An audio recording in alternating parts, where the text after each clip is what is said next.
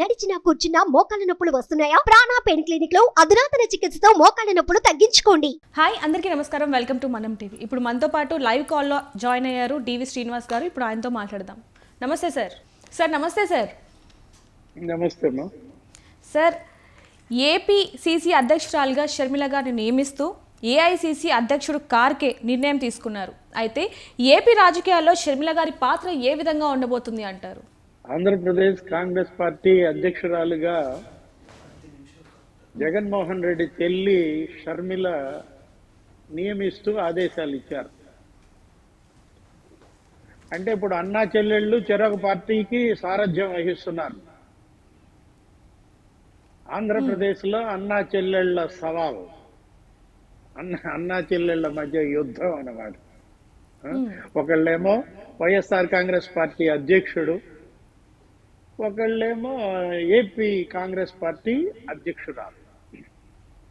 ఇప్పుడు షర్మిల రాజశేఖర రెడ్డి కుమార్తెగా రాజశేఖర రెడ్డి రాజకీయ వారసత్వంలో వాటా, ఆస్తిలో వాటా ఎలాగైతే వస్తుందో అదే విధంగా రాజకీయ వాటా కోసం ఆమె క్లెయిమ్ చేస్తాను. ప్రారంభ ఇప్పటికి దగ్గర అది 10 ఏళ్ళు అవుతాను. ఆమె వైఎస్ఆర్ కాంగ్రెస్ పార్టీ తరఫున పాదయాత్ర చేసింది ఆంధ్రప్రదేశ్లో. అన్న జైలుప్పుడు మరి ఆమె పాదయాత్ర చేసి వైఎస్ఆర్ కాంగ్రెస్ పార్టీని నిలబెట్టింది. 3000 కిలోమీటర్లు పాదయాత్ర చేసింది షర్మిల. 18 అసెంబ్లీ స్థానాలకి ఉప ఎన్నికలు జరిగితే 15 స్థానాల్లో వైఎస్ఆర్ కాంగ్రెస్ పార్టీని గెలిపించింది. మరి అంత కష్టపడినటువంటి షర్మిలకు జగన్ ఇచ్చినటువంటి షేర్ ఏంటి? ఇది ప్రశ్న. ఇప్పుడు ఇవాళ వాళ్ళకి రాజ్యాధికారం దక్కింది, జగన్మోహన్ రెడ్డి ముఖ్యమంత్రి అయ్యాడు.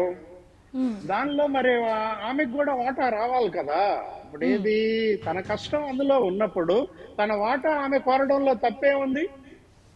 ఇది ఇవాళ ఆమె అభిమానుల్లో కావచ్చు, వైఎస్ అభిమానుల్లో కావచ్చు, ఆ కాంగ్రెస్ పార్టీ శ్రేణుల్లో వస్తున్నటువంటి డిమాండ్. రాజ్యాధికారంలో వాటా కేవలం జగన్మోహన్ రెడ్డి మాత్రమే అనుభవిస్తాడా? రాజ్యాధికారంలో వాటా మరి ఆ కష్టపడ్డటువంటి చెల్లి షర్మిలకి దక్కాల్సిన బాధ్యత లేదా అనేది ఇక్కడ వస్తోందన్నమాట. షర్మిల తన అన్న న్యాయం చేయలేదు కాబట్టి నీకు తెలంగాణలో పార్టీ పెట్టుకుంది. 2 ఏళ్ల 2 నెలలు అక్కడ పార్టీని నడిపింది.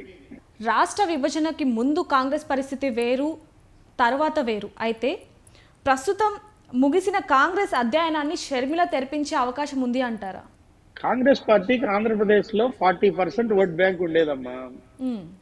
ఆ 40% ఓట్ బ్యాంక్ లో 37% ఓటు జగన్ ఎత్తుపోయాడు. ఇంకా అక్కడ కేవలం 3% మిగిలింది. అంటే మనం చూసాం 2014 ఎన్నికల్లో కానీ 2019 ఎన్నికల్లో కానీ ఆ ఎన్నికల్లో 1.5% ఉంటే ఈ ఎన్నికల్లో 3% ఉందన్నమాట. ఇప్పుడు ఈ పరిస్థితుల్లో అన్న ఎత్తుకెళ్ళిపోయినటువంటి 37% ఓట్ బ్యాంక్ ని తేవాల్సిన బాధ్యత చెల్లి పైన ఉంది. ఇప్పుడు ఏ వైఎస్ కుటుంబ సభ్యుడైతే కాంగ్రెస్ పార్టీ ఓట్ బ్యాంక్ ని 40% నుంచి 3%కి పతనం చేశాడో అదే వైఎస్ కుటుంబ సభ్యురాలు మళ్ళా 3% నుంచి 40%కి తీసుకురావాలి. ఇది ఆమెకి ఇచ్చినటువంటి టాస్క్. ఇవాళ కాంగ్రెస్ పార్టీ ఆమెకి కాంగ్రెస్ పార్టీ బాధ్యతలు అప్పచెప్పిందంటే ఏఐసిసి కారణం ఇదే అన్నమాట.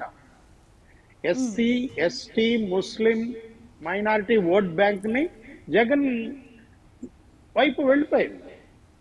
ఆ జగన్ వైపు వెళ్ళిపోయినటువంటి ఓట్ బ్యాంకు ఈ 5 ఏళ్ల జగన్మోహన్ రెడ్డి పాలనలో చాలా కష్టాలు పడింది, నష్టాలకు గురైంది. ఎస్సీ ఎస్టీ ముస్లింల పైన దమనకాండ జరిగింది. ఎస్సీ వైద్యులు doctor Sudhakar, doctor Atchanna, doctor Anita Rani అనేక ఇబ్బందులు పడ్డారు ఆ కుటుంబాలు. శిరోముండనాలు, సజీవ దహనాలు, గతంలో మున్నెన్నడూ జరగనటువంటి విననటువంటి నీకు దారుణ హింస విధ్వంసాలు ఈ 5 ఏళ్ల జగన్మోహన్ రెడ్డి పరిపాలనలో ఆంధ్రప్రదేశ్ లో చోటు చేసుకున్నాయి.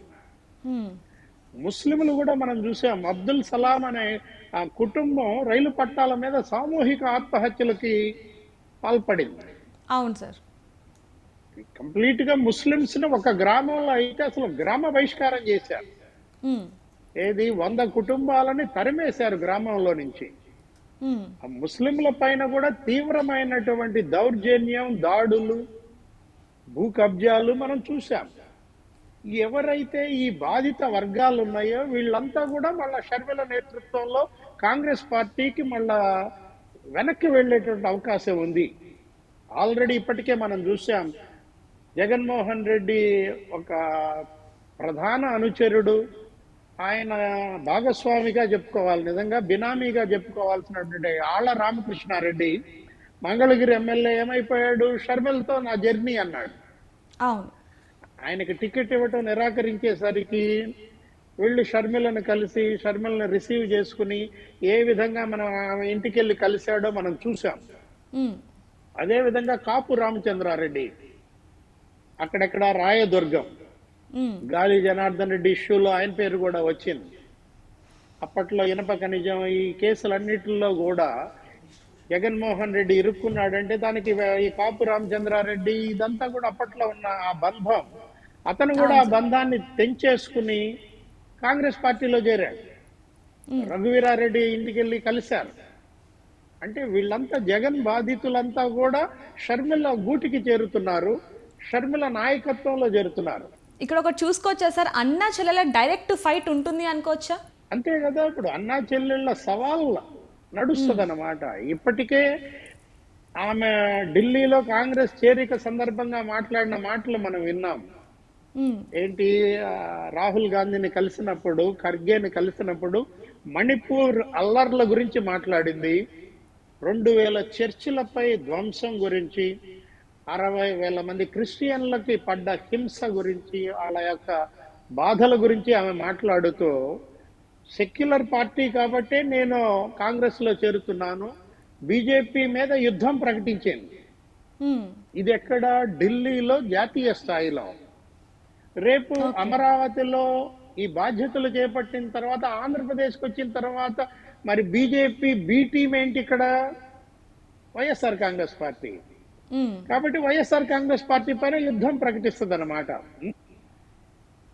వైజాగ్ లో ఆ సుధాకర్ కుటుంబం దగ్గర నుంచి, కడపలో అచ్చెన్న కుటుంబం దగ్గర నుంచి, నంద్యాలలో అబ్దుల్ సలాం కుటుంబం దాకా ఇక ఆమె ఒక ఓదార్పు యాత్ర చేస్తుంది.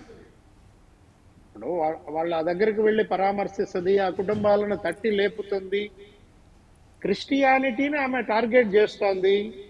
బ్రదర్ అనిల్ కుమార్ భార్య ఆమె. అనిల్ కుమార్ కూడా ఆ రోజు చూసాం, ఏది ఖర్గే గారి పక్కన ఆయన కూడా ఉన్నారు, ఆయన కూడా కండవా కప్పబోయారు, కాకపోతే ఆయన సున్నితంగా తిరస్కరించారు. బ్రదర్ అనిల్ కుమార్ షర్మిల ఆధ్వర్యంలో ఇప్పుడు మళ్ళా అక్కడ క్రిస్టియన్స్ అంతా కూడా ఏం జరుగుతుంది? కాంగ్రెస్ పార్టీకి మళ్ళుతారు. ముస్లింలందరూ కూడా మళ్ళా కాంగ్రెస్ పార్టీ వైపు మొగ్గు చూపుతారు. ఏ క్రిస్టియన్లు, ఏ ముస్లింలు, బీసీలు, ఎస్సీలు వీళ్ళందరూ కూడా మళ్ళా కాంగ్రెస్ పార్టీ గనక వెళ్ళినట్లయితే అదంతా ఎవరికి దెబ్బ? జగన్మోహన్ రెడ్డికి అది చావు దెబ్బ అవుతుంది. అవును సార్. 2014 ఎన్నికల్లో షర్మిల ప్రచారం చేసింది. తల్లి చెల్లి ఇంటింటికి తిరిగి ప్రచారం చేశారు, తమ కుటుంబానికి జరిగిన అన్యాయము, తమ అన్నకి అవకాశం ఇవ్వమని కోరారు. అవును సార్. 2019 ఎన్నికల్లో కూడా నీకు దగ్గర బస్సు యాత్ర చేసి నీకు 30 బహిరంగ సభల్లో మాట్లాడింది. ఇప్పుడు మరి అదే షర్మిల జగన్ తరఫున మాట్లాడుదా? ఇప్పుడు తల్లి చెల్లి రేపొద్దున జగన్ తరఫున ప్రచారం చెయ్యకపోతే అది మరి పెద్ద మైనస్ కదా. అవును సార్. ఇప్పుడు అప్పుడేమవుతుంది? జగన్ ఒక్కడే ఒంటి చేత్తో తన పార్టీని నడపాలి. అతనికి తల్లి ప్రచారానికి రారు, చెల్లి ప్రచారానికి రారు. తల్లి చెల్లి ఇద్దరూ కలిసి కాంగ్రెస్ పార్టీ తరఫున ప్రచారం చేస్తే, బ్రదర్ అనిల్ కుమార్ కూడా క్రైస్తవ సమాజానికి పిలుపునిస్తే, ఇదంతా కూడా వైఎస్ఆర్ కాంగ్రెస్ పార్టీకి చావు దెబ్బ అవుతుంది. అవును సార్.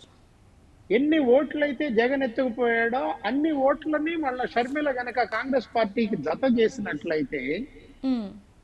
అది తెలుగుదేశం పార్టీకి అనుకూలించే అంశంగా మారుతుంది.